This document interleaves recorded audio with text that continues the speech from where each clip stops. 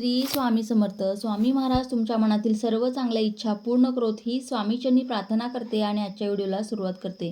पण त्याआधी तुम्ही जर माझ्या चॅनलवरती नवीन असाल तर चॅनलला नक्की सबस्क्राईब करा आणि व्हिडिओ पाहत असताना कमेंटमध्ये लिहा श्री स्वामी समर्थ आणि सबस्क्राईबच्या बाजूचं बेल आयकॉनलाही प्रेस करायला अजिबात विसरू नका, जेणेकरून असेच धार्मिक व्हिडिओ आपल्यापर्यंत पोहोचतील.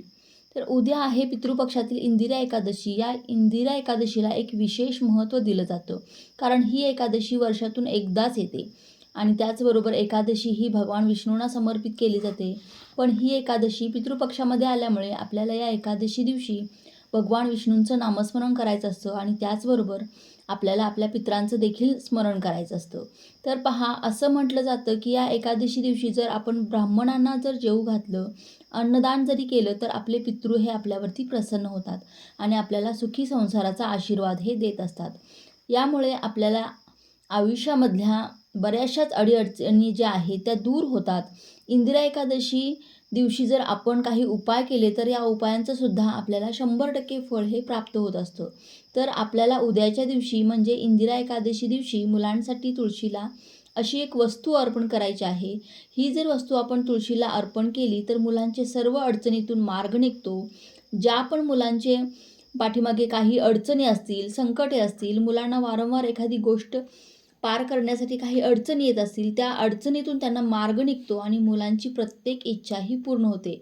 म्हणजे त्यांनी हाती घेतलेलं काम जे आहे तर ते देखील पूर्ण होतं. यामुळे मुलांची अभ्यासात प्रगती होईल आणि नोकरीमध्ये त्यांना योग्य ते यश देखील मिळेल. तर असा हा कोणता उपाय आहे तुम्हाला करायचा आहे हे मी आजच्या व्हिडिओमध्ये सांगणार आहे, संपूर्ण माहिती देणार आहे. त्यासाठी व्हिडिओ हा शेवटपर्यंत नक्की पहा. तर पहा, हा उपाय जो आहे तो तुम्हाला अगदी लहान मुलांपासून ते अगदी मोठ्या मुलांपर्यंत करायचा आहे. मुलं आणि मुली या सर्वांच्यासाठीच हा तुम्हाला उपाय करायचा आहे. अगदी जे छोटी मुलं असतात, जे शाळेत जात नाहीत पण ते वारंवार चिडचिड करत असतात, वारंवार जे आजारी पडत असतात, काही ना काही त्यांच्यावरती अडचणी येत असतात, त्यांच्यासाठी सुद्धा तुम्हाला हा उपाय करायचा आहे.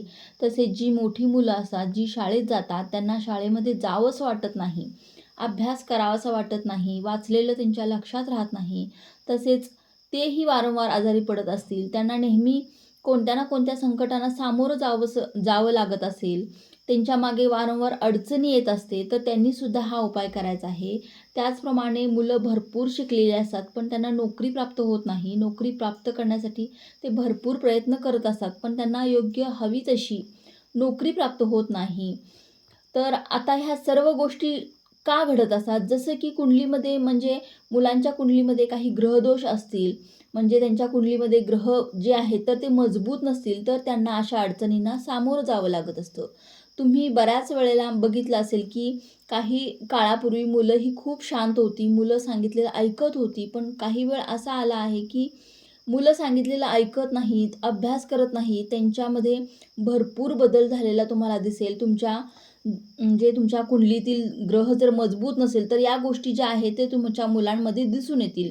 म्हणून हा उपाय आपल्याला आपल्या मुलांसाठी करायचा असतो. जर आपण मुलांचे उपाय काही विशिष्ट तिथींना केले, जसं की चतुर्थी असेल, त्याचबरोबर पौर्णिमा, अमावस्या, एकादशी या काही विशिष्ट तिथींना जर आपण उपाय केले तर त्यांचा मुलांच्यावरती जास्त प्रभाव होतो, असं देखील म्हटलं जातं. तर पहा, आपल्याला तुळशीला काय अर्पण करायचं आहे? तर पहा, तुम्हाला एक कणकेचा दिवा बनवायचा आहे.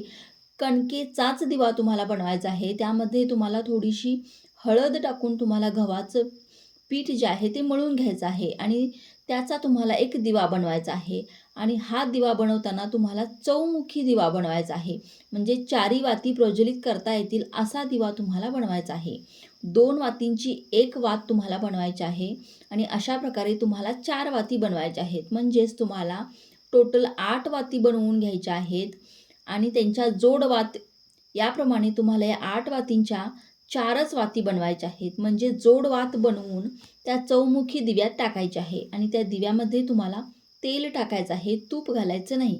जेव्हा आपण मुलांसाठी काही उपाय करत असतो त्यावेळेला किंवा मुलांना जेव्हा आपण ओवाळत असतो त्यावेळेला सुद्धा आपल्याला त्या दिव्यामध्ये तूप हे टाकायचं नसतं, तेलच टाकायचं असतं. किंवा मुलांसाठी काही उपाय करतो तर त्याच्यासाठी आपल्याला कधीच तूप हे वापरायचं नसतं. तूप हे फक्त देवदेवतांना प्रसन्न करण्यासाठी वापरलं जातं. जेव्हा आपण एखाद्या विशिष्ट देवांची पूजा करणार असतो, त्याचवेळी तुम्हाला तुपाचा वापर हा करायचा असतो. त्या चौमुखी दिव्यामध्ये आपल्याला तेलच वापरायचं आहे. फक्त तिळाचं तेल असतं, तर ते तिळाचं तेल सोडून तुम्हाला कोणतंही तेल वापरायचं आहे आणि हा दिवा तुम्हाला तुळशीजवळ प्रज्वलित करायचा आहे. तुम्ही हा उपाय सकाळी करू शकता किंवा संध्याकाळीही करू शकता. जेव्हा तुम्हाला वेळ भेटेल तेव्हा तुम्हाला हा उपाय करायचा आहे. हा दिवा जो आहे तो तुळशीजवळ प्रज्वलित करायचा आहे. यानंतर तुम्हाला या दिव्याला हळदी-कुंकू लावायचं आहे आणि त्या दिव्यामध्ये तुम्हाला 7 मसाल्यामध्ये जे आपण धणे वापरतो, तर ते धणे तुम्हाला ह्या दिव्यामध्ये अख्खे 7 धणे तुम्हाला ह्या दिव्यामध्ये टाकायचे आहेत आणि असा हा दिवा तुम्हाला तुळशीजवळ प्रज्वलित करायचा आहे. आता तुम्हाला काय करायचं आहे बघा, 1 कपभर पाणी घ्यायचं आहे आणि त्यामध्ये आपल्याला थोडीशी हळद किंवा तुमच्याकडे केसर असेल तर ते टाकून घ्यायचं आहे.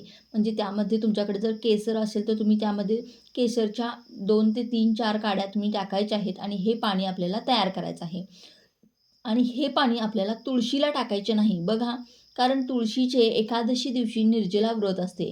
त्यामुळे आपल्याला हे पाणी तुळशीला टाकायचं नाही.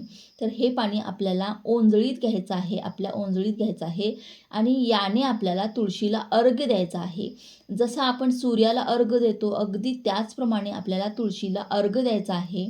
तुळशीच्या समोर आपल्याला उजव्या आपल्या ओंजळीमध्ये पाणी हे घेऊन तुळशीला अर्घ्य द्यायचा आहे. म्हणजे तुळशीच्या समोर हे पाणी पडेल अशा पद्धतीने तुम्हाला हा अर्घ्य द्यायचा आहे आणि त्यानंतर आपल्याला तुळशीला 11 प्रदक्षिणा मारायच्या आहेत आणि या प्रदक्षिणा मारत असताना आपल्याला ओम नमो भगवते वासुदेवाय नमः या मंत्राचा जप करायचा आहे आणि यानंतर तुम्हाला तुळशीला नमस्कार करून तुम्हाला तुमच्या मुलांच्या इच्छा, अडचणी, ज्या काही संकट आहेत, जे काही प्रॉब्लेम आहेत, नोकरीमध्ये, अभ्यासासाठी, जे काही तुमची मुलं आजारी पडत असतील, जे काही अडचणी असतील, ते तुम्हाला सर्व तुळशी मातेला बोलून दाखवायचे आहेत. तुमची मुलं तुमच्यासोबत असतील तर मुलांनासुद्धा तुम्हाला तुळशी मातेला नमस्कार करायला लावायचा आहे आणि तुमच्या मुलांची इच्छा तुम्हाला तिथे व्यक्त करायची आहे. असा हा छोटासा उपाय तुम्हाला तुमच्या मुलांसाठी करायचा आहे. आता मुलं बाहेरगावी राहत असतील, मुलं हॉस्टेलला राहत असतील, तर आजी-आजोबांनी आपल्या मुलांसाठी हा उपाय करायचा आहे. आईने हा उपाय करायचा आहे, परंतु आईला काही कारणाने अडचण आली असेल, काही प्रॉब्लेम असतील, तर घरातील आजी-आजोबा देखील हा उपाय आपल्या नातवंडांसाठी करू शकतात. हा उपाय केल्यानंतर खरोखर पहा, तुमच्या मुलांच्यामध्ये तुम्हाला खूप सारा मोठा बदल घडून आलेला दिसून येईल. तुमची मुलं आजारी पडत असतील, तर ते आजारी पडण्याचं प्रमाण कमी होईल. अभ्यास करत नसतील तर ते अभ्यास करायला चालू करतील.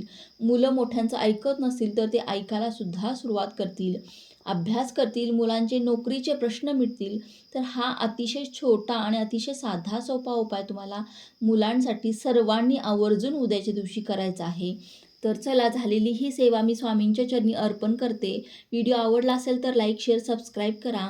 भेटूया पुढच्या एका नवीन व्हिडिओमध्ये. तोपर्यंत सर्वांनी आपली काळजी घ्या. श्री स्वामी समर्थ.